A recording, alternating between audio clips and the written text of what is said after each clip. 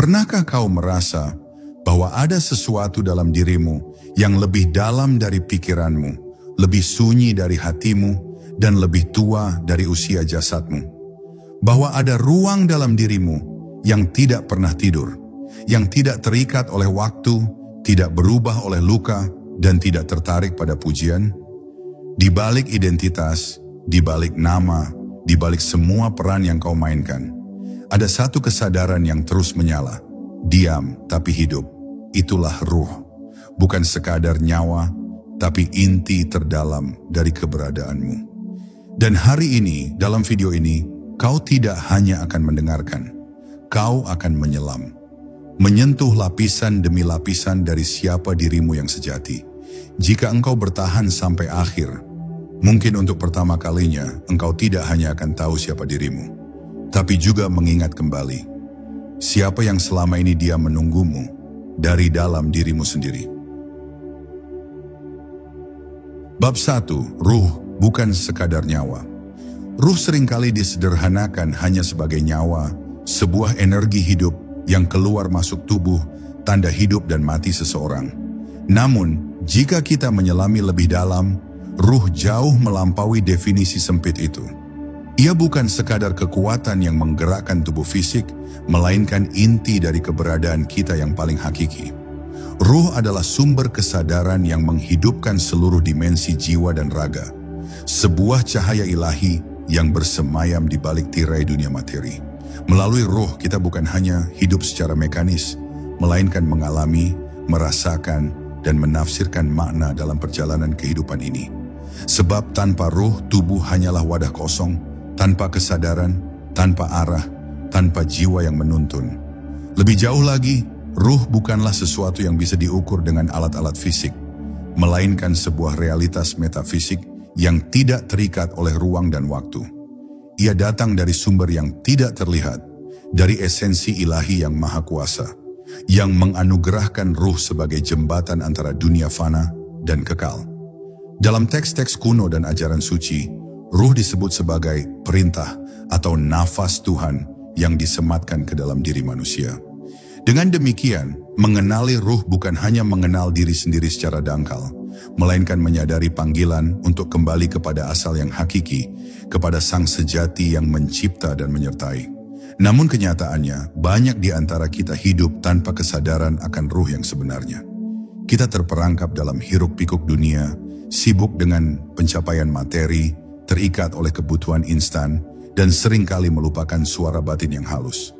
Kita membiarkan nafsu dan pikiran menguasai, tanpa memberi ruang bagi ruh untuk bersuara dan berkembang.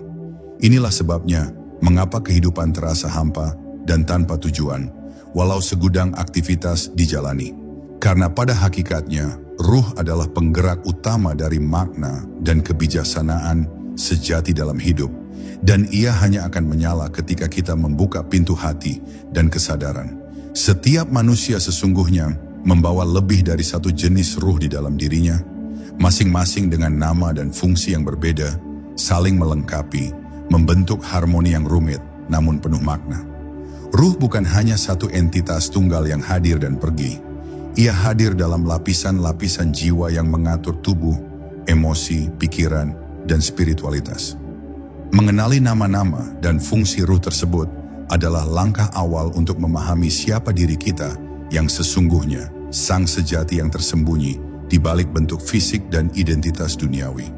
Dengan pemahaman ini, kita mulai membuka mata batin dan membebaskan diri dari kebingungan dan kesesatan. Maka, marilah kita memulai perjalanan ini dengan penuh kesadaran dan rasa ingin tahu yang mendalam. Perjalanan untuk menyingkap tabir ruh yang selama ini tersembunyi, untuk mengenal lebih dekat Sang Sejati dalam diri kita. Sebuah perjalanan yang bukan hanya membawa pengetahuan, tapi juga kebijaksanaan, kedamaian, dan kekuatan untuk hidup lebih bermakna. Dalam setiap detik napas dan denyut jantung, ada ruh yang menunggu untuk ditemukan, ruh yang memanggil kita kembali ke asal, ke inti kehidupan, ke Sang Sejati yang tidak pernah mati. Bab 2. Ruh jasmani, penjaga tubuh. Ruh jasmani adalah ruh pertama yang paling mudah kita sadari karena keberadaannya tampak jelas melalui kehidupan fisik kita sehari-hari.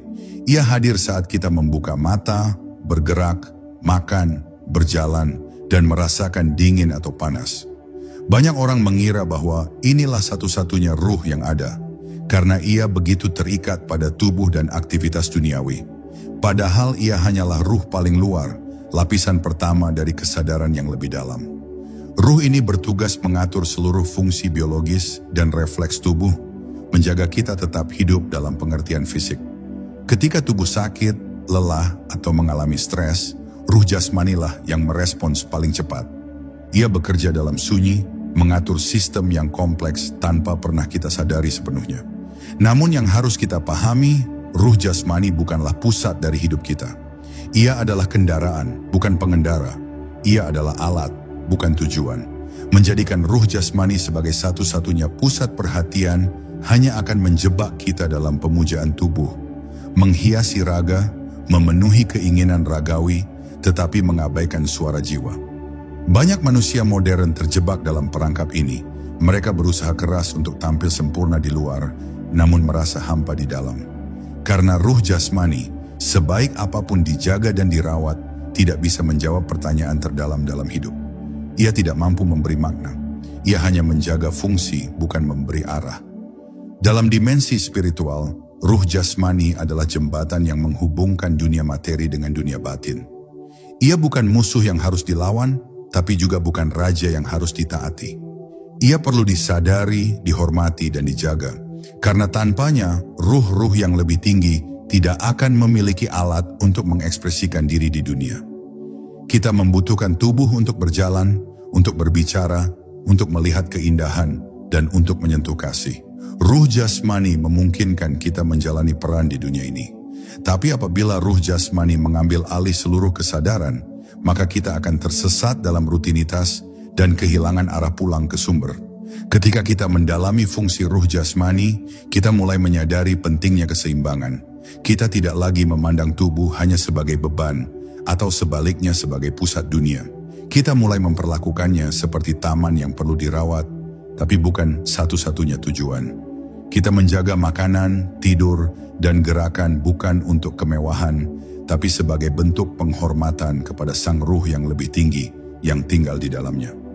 Tubuh adalah tempat bersemayam ruh, tempat bertumbuhnya kesadaran, dan tempat terjadinya pengalaman. Jika tubuh dijaga dengan bijaksana, ia menjadi alat yang luar biasa untuk pencapaian spiritual. Maka mari kita lihat ruh jasmani dengan mata baru, bukan dengan penolakan, bukan dengan ketergantungan, tetapi dengan pemahaman.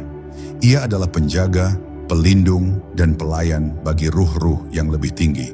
Dengan mengenalnya, kita bisa mulai membedakan mana suara tubuh dan mana suara jiwa. Kita bisa mendengar bisikan halus dari dalam tanpa dibingungkan oleh gejolak di luar. Kita mulai memahami bahwa kehidupan bukan sekadar tentang bertahan hidup, tetapi tentang hidup dengan kesadaran yang utuh. Dan kesadaran itu dimulai dari tubuh, namun tidak berakhir di sana. Bab 3, Ruh Nafsu, Api Kehendak. Di balik tubuh dan akal tersembunyi sebuah ruh yang liar dan penuh tenaga. Ruh nafsu. Ia bukan sekadar hasrat duniawi, tetapi kekuatan penggerak yang mendorong manusia untuk bertindak, memilih, mengejar, dan mempertahankan. Ruh nafsu adalah seperti api. Ia bisa menghangatkan, tetapi juga membakar. Ia bisa menjadi pendorong untuk kebaikan, atau sebaliknya, menjadi jerat menuju kehancuran. Ia bukan musuh, tetapi bukan pula sahabat yang bisa dibiarkan tanpa kendali. Dalam keseharian, ruh nafsu muncul dalam bentuk keinginan, emosi, obsesi, rasa lapar, dan dorongan untuk meraih atau menghindar. Ketika ruh ini tak dikenali, manusia hidup dalam ketidakstabilan, terombang-ambing oleh perubahan suasana hati dan kebutuhan yang tak pernah usai. Nafsu tidak selalu jahat. Ia adalah anugerah jika difahami dan diarahkan dengan bijak. Ia membuat manusia berjuang, mencipta karya, dan mencintai. Nafsu membuat seseorang ingin belajar, ingin berkembang, ingin menjadi lebih baik. Tanpa nafsu, hidup akan kehilangan semangat, kehilangan rasa ingin tahu, dan kehilangan arah gerak. Namun ketika ruh nafsu tidak dibimbing oleh ruh-ruh yang lebih tinggi, ia menjadi penguasa yang kejam. Ia membuat manusia menghalalkan segala cara, menipu dirinya sendiri demi kesenangan sesaat, dan hidup dalam lingkaran keinginan yang tidak pernah selesai. Ia menciptakan ilusi bahwa kebahagiaan ada di luar, padahal ketenangan sejati hanya ditemukan ketika ruh nafsu telah jinak dan tunduk. Ruh nafsu bekerja cepat, ia mendesak, memaksa, dan seringkali menenggelamkan suara hati yang lembut. Ketika ruh nafsu menguasai, manusia menjadi impulsif, mudah marah, cepat tersinggung, dan sulit merasa cukup. Nafsu membentuk dunia konsumtif, dunia pamer, dunia perbandingan, di mana nilai seseorang ditentukan oleh apa yang dimiliki, bukan siapa dirinya. Namun ruh nafsu bisa dikenali. Ia bukan kekuatan yang asing, tetapi bagian dari diri yang bisa didekati dengan kesadaran. Ketika kita mulai memperhatikan dorongan-dorongan halus dalam diri dan bertanya, mengapa aku menginginkannya? Apakah aku butuh atau hanya terdorong oleh rasa takut kehilangan? Maka saat itulah kita sedang berbicara dengan ruh nafsu. Dan di sana kita punya pilihan. Menundukkan ruh nafsu bukan berarti membunuhnya. Justru ruh nafsu yang telah dijinakkan menjadi kendaraan yang sangat kuat. Ia seperti kuda yang liar di awal, tetapi bisa menjadi tunggangan yang tangguh bila dilatih. Dengan ruh nafsu yang tunduk, seseorang bisa mengejar kebaikan dengan semangat, bisa mencintai tanpa syarat, dan bisa memperjuangkan nilai-nilai dengan keberanian. Nafsu yang terkendali menjadi sumber energi spiritual, bukan sekadar dorongan jasmani. Para pencari kebenaran sejati tidak memusuhi nafsu, tetapi memelihara dan menaklukkannya. Mereka sadar, kekuatan besar ada di sana. Jika diarahkan menuju cahaya, bukan bayang-bayang, maka kenalilah ruh nafsumu, bukan untuk membenci, tetapi untuk memeluk dan membimbing. Jangan memeranginya, tapi juga jangan menuruti setiap bisikannya. Dengarkan, pahami, dan tuntun ia menuju kebaikan. Sebab hanya mereka yang mengenal ruh nafsunya dengan jernih yang dapat benar-benar merdeka. Mereka yang mengerti bahwa keinginan hanyalah bayangan, bukan kenyataan. Dan bahwa kedamaian sejati bukan berasal dari terpenuhinya hasrat, melainkan dari kejernihan jiwa yang sudah tidak lagi diperbudak olehnya. Inilah awal kebebasan sejati ketika nafsu tidak lagi memimpin tetapi melayani. Bab 4. Ruh akal, penimbang realitas. Setelah ruh jasmani menjaga tubuh dan ruh nafsu menggerakkan kehendak, kini tibalah kita pada ruh yang menjadi penimbang, ruh akal. Ia adalah pelita yang menerangi jalan di tengah gelapnya hasrat dan kabut kebingungan. Ruh akal bukan sekadar logika atau intelektual belaka, melainkan kapasitas batiniah untuk memahami, membedakan, dan mempertimbangkan segala sesuatu dengan jernih. Ia adalah penyeimbang antara dorongan nafsu dan bisikan jiwa. Dalam kehidupan sehari-hari, ruh akal hadir ketika kita berhenti sejenak sebelum bertindak, merenungkan akibat dari pilihan, dan mempertimbangkan mana yang benar, bukan hanya mana yang menyenangkan. Ruh akal bukan hanya alat berpikir, tetapi jendela kesadaran yang memisahkan manusia dari makhluk lainnya. Akal memberikan jarak antara kita dan reaksi spontan. Ia memungkinkan kita untuk melihat dengan perspektif yang luas, bukan hanya dari sudut pandang pribadi. Ia adalah cermin yang menampakkan apa adanya, bukan sekadar apa yang ingin kita lihat.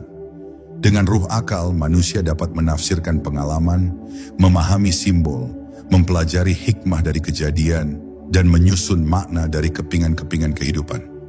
Namun akal juga punya kelemahan. Ia bisa dikaburkan oleh nafsu, disesatkan oleh ego, dan dikelabui oleh logika yang dibangun di atas kepentingan pribadi. Jika ruh akal tidak dibersihkan dari prasangka dan hawa nafsu, ia akan menjadi alat pembenaran, bukan pencari kebenaran. Dalam dunia modern, ruh akal sering diagungkan, namun tidak sepenuhnya difahami. Kita mendewakan logika, angka, dan analisis, tapi melupakan kejernihan dan kebeningan hati yang seharusnya menjadi dasar dari setiap penilaian. Akal yang tercerabut dari ruhani tidak bisa melihat kebenaran yang dalam. Ia hanya mampu menjelaskan fenomena, tetapi gagal memahami makna. Ia pandai dalam menjabarkan sebab akibat, tetapi kaku dalam membaca isyarat ilahi. Padahal akal sejati adalah yang tunduk pada nurani, yang tidak hanya mempertimbangkan untung rugi duniawi, tetapi juga menimbang arah perjalanan jiwa menuju hakikat. Ruh akal yang tercerahkan bukan hanya tajam, tapi juga lapang dan lembut. Akal yang bersih adalah anugerah yang sangat tinggi. Ia bukan hanya alat berpikir, tetapi sarana untuk mengenali Sang Sejati. Dalam ajaran para arif, ruh akal yang sejati disebut sebagai hikmah, kebijaksanaan yang tidak hanya tahu, tetapi mengerti. Ketika ruh akal menyatu dengan ruh ruhani, maka muncullah pandangan yang utuh, tidak terjebak pada dikotomi benar salah secara kaku, tapi mampu membaca kebenaran dari berbagai sisi dengan penuh welas asih. Inilah akal yang tidak menyakiti, tidak merendahkan, dan tidak menghakimi, tetapi membimbing, mengarahkan, dan mengangkat. Ia adalah penimbang yang adil, penentu arah yang tidak goyah dalam badai. Maka jagalah ruh akal dalam dirimu, bersihkan ia dari prasangka, fanatisme, dan kepentingan diri. Didik ia dengan pengetahuan yang luas, namun juga dengan keheningan dan kontemplasi. Karena ruh akal yang sehat akan mampu membedakan ilusi dari hakikat, keramaian dari kebenaran. Dan pada akhirnya ruh akal yang jernih akan membawa kita pada satu kesadaran, bahwa pengetahuan bukan untuk menguasai, tetapi untuk mengabdi. Bukan untuk menunjukkan siapa yang benar, tetapi untuk mencari kebenaran itu sendiri, dengan rendah hati, dengan hati terbuka, dan dengan cinta. Bab 5. Ruh qalb, cermin jiwa. Qalb dalam bahasa Arab berarti hati, namun ruh qalb bukan sekadar organ biologis atau tempat munculnya perasaan sesaat. Ruh ini adalah cermin batin yang paling jernih dalam diri manusia, tempat di mana kebenaran dipantulkan dan kebohongan terbongkar. Ia adalah pusat spiritual pertama yang menjadi penghubung antara akal dan ruh-ruh yang lebih tinggi. Ruh qalb mampu menangkap cahaya dari dimensi ilahiyah, tetapi juga mudah ternoda oleh kabut duniawi. Ia bukan ruang yang kosong, tetapi ruang yang hidup, yang senantiasa bergetar dengan rasa, makna, dan intuisi. Dalam qalb, seseorang dapat merasakan getaran kebenaran, meski akal belum mampu menjelaskan, dan nafsu masih berontak menolak. Ruh qalb bekerja dengan cara yang lembut dan sunyi. Ia tidak berteriak seperti nafsu, dan tidak menganalisis seperti akal. Ia berbisik dalam keheningan, dalam momen-momen ketika kita merasa tersentuh tanpa alasan, ketika mata kita berkaca karena keindahan yang tak terjelaskan, atau ketika hati terasa hangat saat mendengar kebenaran yang sederhana. Ruh qalb adalah saksi dalam diri yang menyimpan memori spiritual, rasa syukur dan kesadaran akan Tuhan. Ia adalah tempat munculnya penyesalan yang tulus dan tempat lahirnya niat suci yang tak terlihat. Siapa yang mampu menjaga qalbnya tetap jernih akan mudah mengenali jalan hidup yang benar meski tanpa peta dan kompas duniawi. Namun qalb bukanlah ruang yang otomatis bersih. Ia bisa dilapisi debu kesombongan, kerak kebencian, atau kabut ketamakan. Qalb yang tertutup tidak lagi bisa merasakan kehadiran ilahi. Ia menjadi dingin, keras, dan sunyi dari cahaya. Dalam keadaan seperti itu, manusia bisa saja terlihat sehat, cerdas, dan sukses dari luar, tetapi di dalamnya terasa hampa, kehilangan arah. Oleh karena itu, ruh qalb perlu dijaga dan dibersihkan setiap hari, dengan zikir, dengan kejujuran terhadap diri sendiri, dengan menangisi kesalahan, dan dengan memilih keheningan sebagai ruang pertemuan dengan yang maha halus. Sebab qalb hanya bisa menangkap cahaya jika ia tenang, tidak bergelombang oleh ego dan dunia. Ruh qalb adalah tempat munculnya basyirah, mata hati yang mampu melihat realitas batin. Dengan qalb yang terbuka, seseorang dapat memahami sesuatu tanpa harus mengalami secara langsung. Ia bisa merasa iba pada penderitaan orang lain, meski belum pernah mengalaminya. Ia bisa merasakan kehadiran Tuhan, meski tanpa suara atau wujud. Basyirah bukan sekadar empati, melainkan kesadaran yang lahir dari ruh yang telah bersentuhan dengan nur ilahi. Ruh qalb yang telah hidup akan menjadi penuntun setia, membawa seseorang melewati badai dunia tanpa kehilangan arah. Ia menjadi sumber ketenangan yang tidak bisa diberikan oleh apapun di luar sana, karena ia bersumber dari dalam, dari yang abadi. Maka rawatlah qalbmu, Dengarkan ia lebih sering daripada mendengar hiruk-pikuk dunia. Diamlah ketika ia mulai berbicara. Beri waktu untuknya bersih dari kebisingan. Karena qalb adalah titik temu antara manusia dan Tuhannya. Ia adalah taman batin yang, jika dipelihara, akan mengeluarkan bunga-bunga cinta, kasih sayang, dan hikmah yang tidak bisa dicapai oleh kecerdasan semata. Ruh qalb adalah rumah bagi keikhlasan, tempat bersandarnya ruh-ruh yang lebih tinggi. Dan ketika qalb telah jernih, seluruh hidup akan berubah, bukan karena dunia menjadi lebih mudah, tetapi karena kita telah melihat dunia dengan mata yang berbeda. Mata jiwa, bukan sekadar mata kepala. Bab 6. Ruh Sir, pintu rahasia ilahi. Sir secara harfiah berarti rahasia. Namun dalam dimensi rohani, ruh sir bukan hanya tempat menyimpan rahasia, melainkan rahasia itu sendiri. Sebuah lapisan terdalam dalam diri manusia yang langsung terhubung dengan dimensi ilahi. Ruh sir bukan untuk dibicarakan dengan kata-kata biasa, karena ia hanya bisa dikenali dalam kesenyapan total saat pikiran telah lelah menafsirkan dan hati telah berserah tanpa pamrih. Ia adalah titik terdalam dari kesadaran yang tidak bisa dipetakan oleh akal atau didekati oleh emosi. Ruh ini adalah pintu gerbang menuju sesuatu yang jauh melampaui nama, bentuk, bahkan waktu. Ia adalah tempat di mana kehadiran Tuhan tidak lagi diyakini, tetapi disaksikan secara batiniah.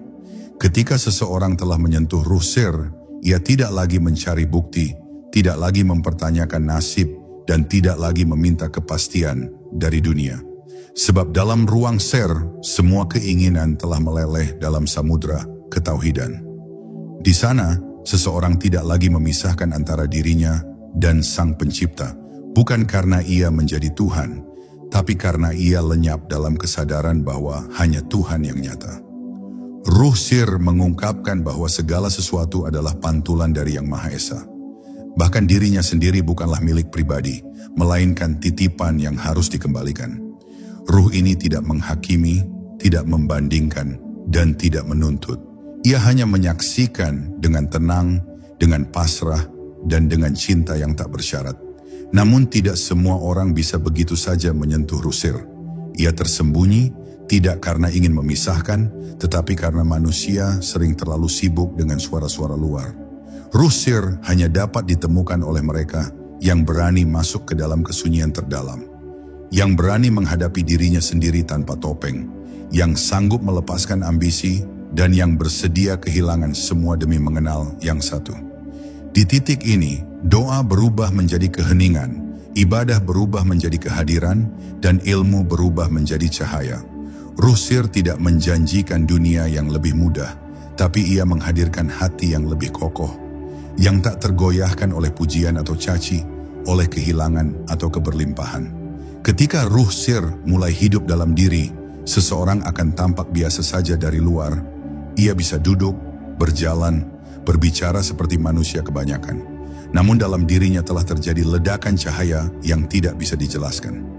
Ia bisa tersenyum dalam kesendirian dan menangis dalam kesyukuran yang tak berbentuk. Ia tidak butuh panggung, tidak haus pengakuan, karena baginya cukup satu hal, disaksikan oleh Sang Pemilik rahasia. Ruh sir adalah inti perjalanan spiritual, tempat di mana manusia akhirnya berhenti mencari karena ia telah tiba.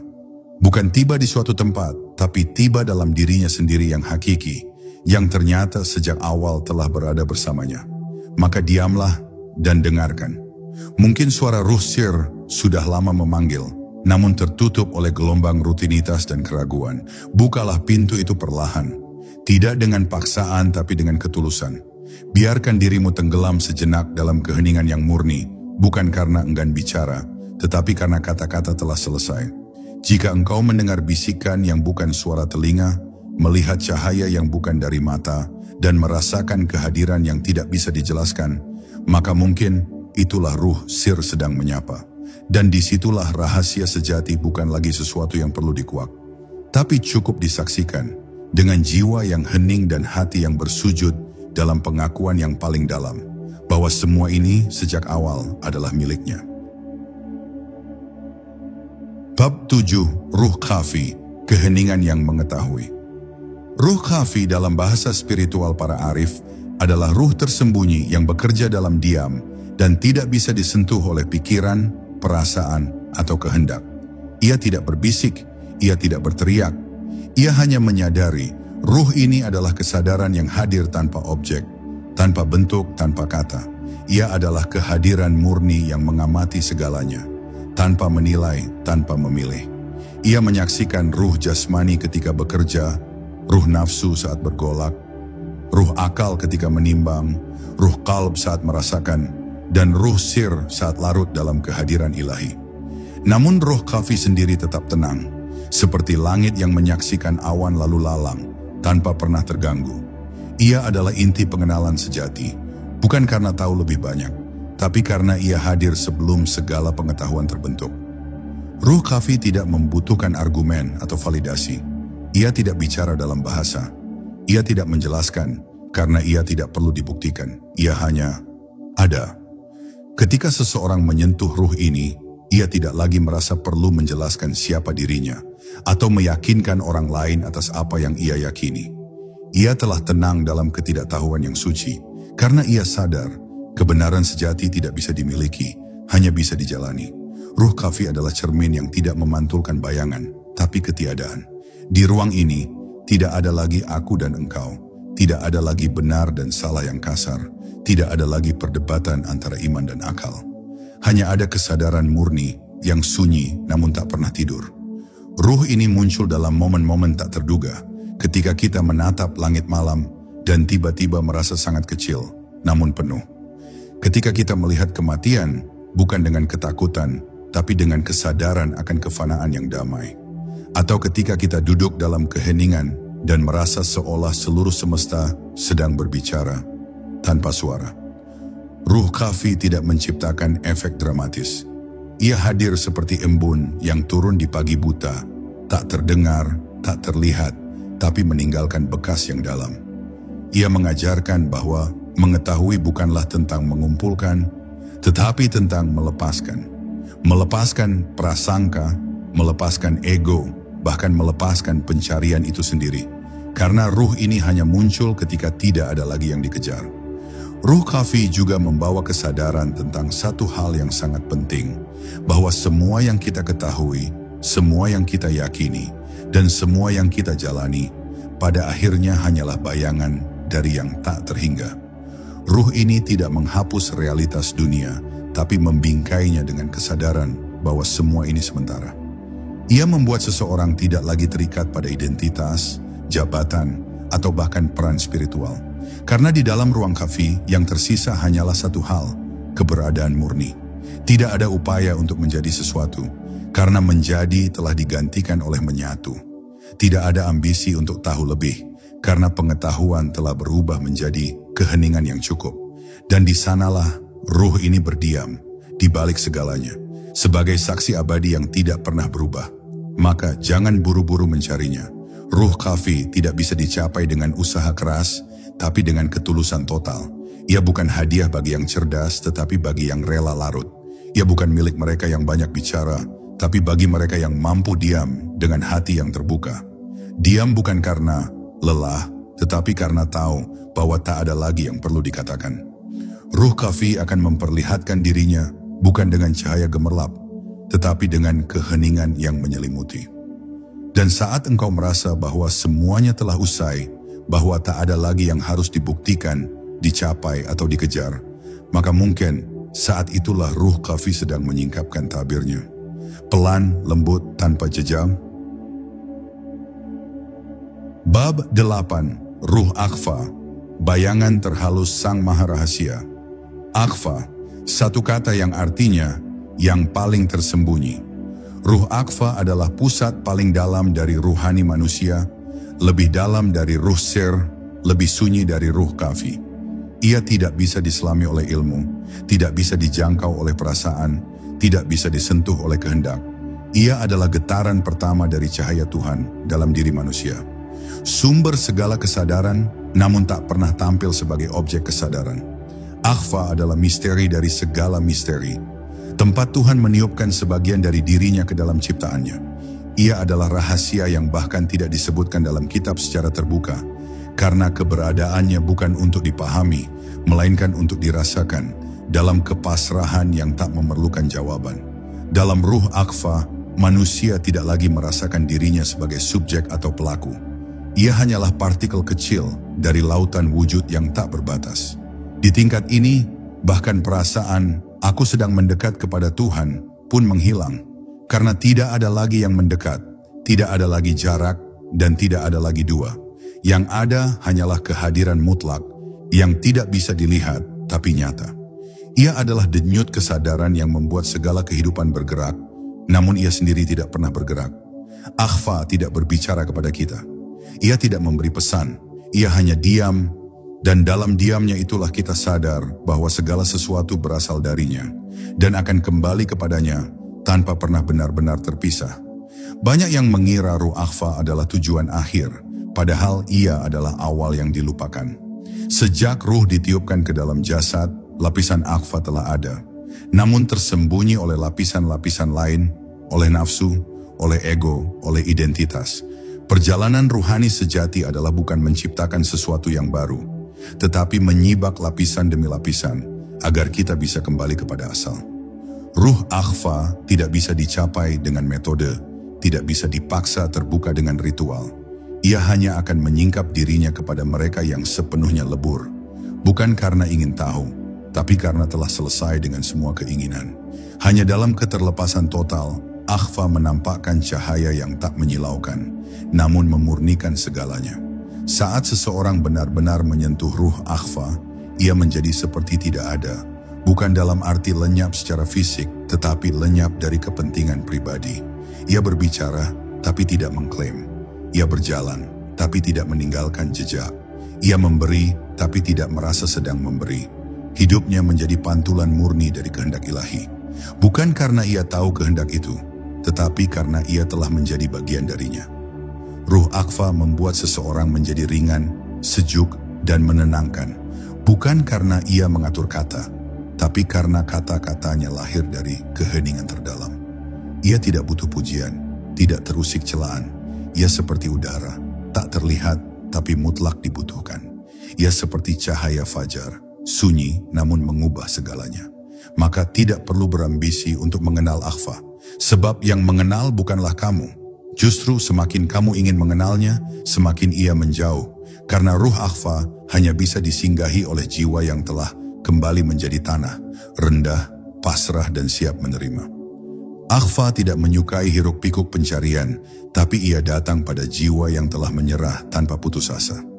Jika engkau suatu hari duduk diam dan tiba-tiba merasa seolah-olah segala beban hilang, segala nama tidak penting, dan seluruh semesta terasa bersujud dalam satu detak hening, maka mungkin engkau sedang disentuh oleh bayangannya yang paling rahasia. Bukan untuk dikuasai, tapi untuk disadari bahwa engkau tidak pernah jauh darinya, bahkan sedetik pun. Bab 9, Ruh Insan Kamil, kesempurnaan yang hadir dalam diri. Insan kamil secara bahasa berarti manusia yang sempurna. Namun kesempurnaan di sini bukanlah kesempurnaan dalam bentuk fisik, harta, jabatan, atau bahkan ibadah semata. Kesempurnaan ini adalah kesempurnaan ruhani, ketika seluruh aspek diri, nafs, akal, qalb, sir, khafi, ikhfa, semuanya telah menyatu, selaras dan terpusat hanya pada satu arah, Tuhan. Ruh insan kamil bukan jenis ruh baru, melainkan totalitas dari semua ruh yang telah matang dan menyatu dalam cahaya kesadaran ilahi. Ia adalah manifestasi tertinggi dari potensi kemanusiaan, di mana manusia bukan lagi makhluk pencari, tetapi makhluk penyaksi. Ia tidak lagi sekadar menjalani hidup, tetapi menjadi saluran hidup itu sendiri, mengalir, memberi, dan menuntun. Seorang insan kamil hidup seperti pohon rindang, akarnya menancap kuat dalam bumi kerendahan hati, batangnya tegak dalam kejujuran, dan daunnya memberi naungan kepada siapapun tanpa pilih kasih. Ia tidak mengklaim sebagai yang paling tahu, tapi kehadirannya membuat orang-orang merasa tenang, damai, dan kembali pada fitrahnya. Ia tidak berbicara banyak, tapi kata-katanya menyentuh hingga ke lapisan ruh. Ia tidak menyuruh, tapi tindakannya menjadi pelajaran.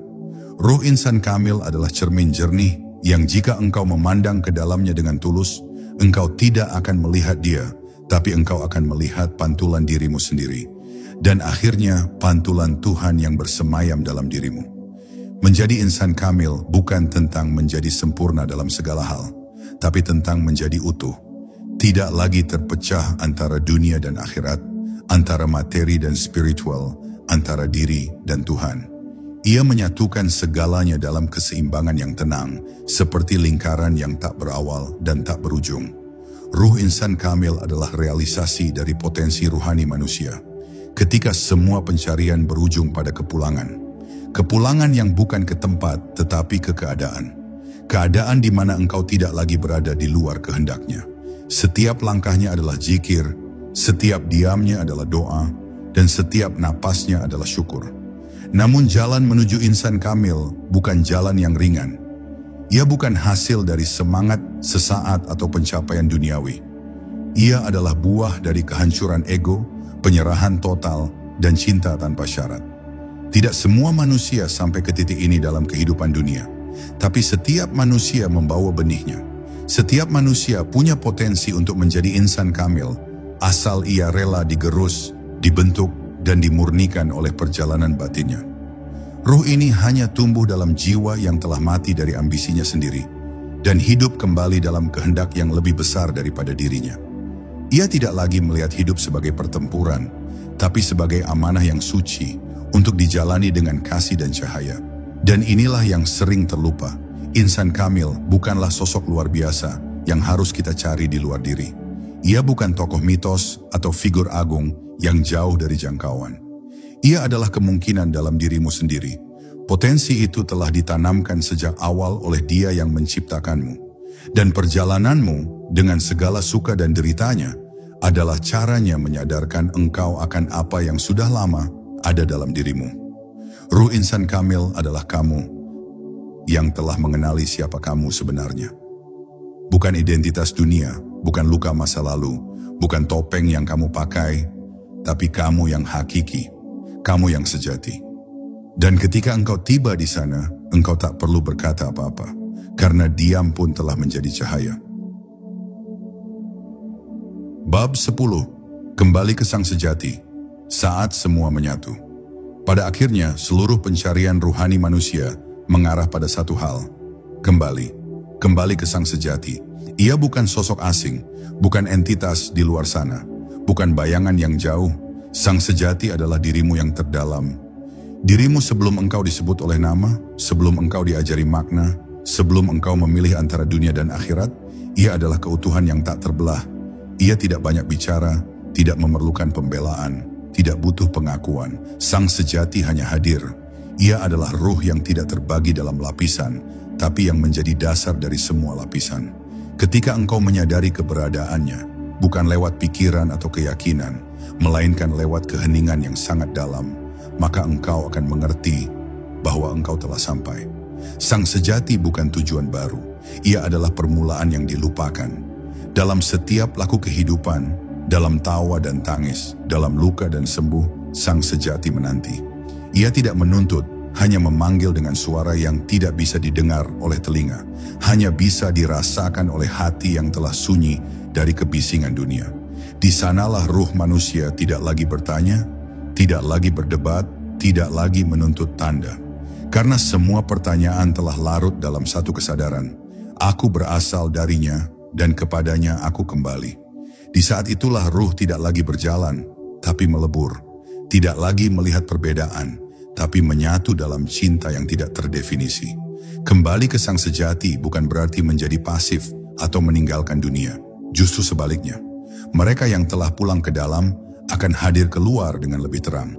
Hidupnya menjadi hadir sepenuhnya. Bukan karena ia ingin berubah, tapi karena ia telah menjadi.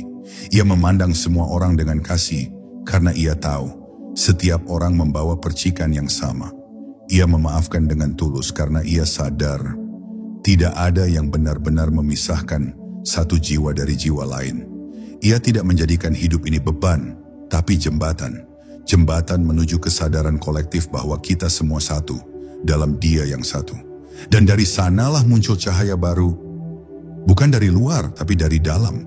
Mereka yang telah kembali ke Sang Sejati tidak terlihat istimewa. Kadang mereka adalah orang biasa. Seorang ayah yang mendidik anak-anaknya dengan cinta. Seorang ibu yang mendoakan tanpa suara. Seorang petani yang bekerja dengan hati yang jernih. Seorang pendiam yang tidak banyak berkata, tapi menghadirkan kedamaian bagi siapapun di dekatnya. Sang Sejati tidak butuh pengakuan.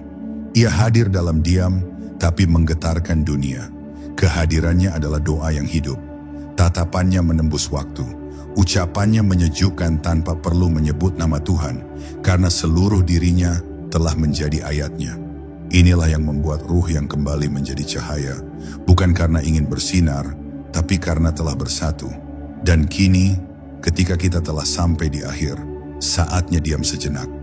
Bukan untuk mengakhiri, tapi untuk menyadari bahwa perjalanan ini bukan tentang menjadi lebih banyak, tapi tentang menjadi lebih sedikit. Sedikit bicara, sedikit keinginan, sedikit keterikatan, hingga yang tersisa hanya satu, kesadaran akan Sang Sejati dalam dirimu. Engkau adalah ruh yang menyaksikan, engkau adalah ruh yang mencari, dan kini engkau adalah ruh yang kembali. Kembali bukan ke apapun, tapi ke siapa yang telah memanggilmu sejak awal. Maka tenanglah, diamlah, rasakan kehadirannya, dan biarkan Sang Sejati berbicara dalam dirimu, melalui dirimu, sebagai dirimu. Sekarang, tarik napas perlahan, sebab perjalanan ini bukan tentang lari keluar, tapi kembali ke dalam. Engkau telah mendengar, engkau telah menyelami, dan jika engkau jujur pada suara sunyi yang sejak tadi bergetar dalam dadamu, engkau tahu bahwa ada sesuatu yang telah terbangun. Bukan dari luar dirimu, tapi dari ruang terdalam yang selama ini diam, namun tak pernah mati. Itulah Sang Sejati, dirimu sebelum dunia menyebutmu siapa-siapa. Dan kini setelah semua bab dibuka, yang tersisa bukanlah jawaban, tapi keheningan yang mengerti tanpa harus mengucap. Karena kadang memahami ruh bukan berarti tahu lebih banyak, tapi merasa lebih dekat dengan Tuhan, dengan hidup, dengan dirimu sendiri. Ingatlah, ruhmu tidak sedang menuju cahaya, ia adalah cahaya itu sendiri. Dan di saat engkau kembali mengenalnya, engkau tidak menjadi sesuatu yang baru. Engkau hanya kembali menjadi dirimu yang paling benar, Sang Sejati.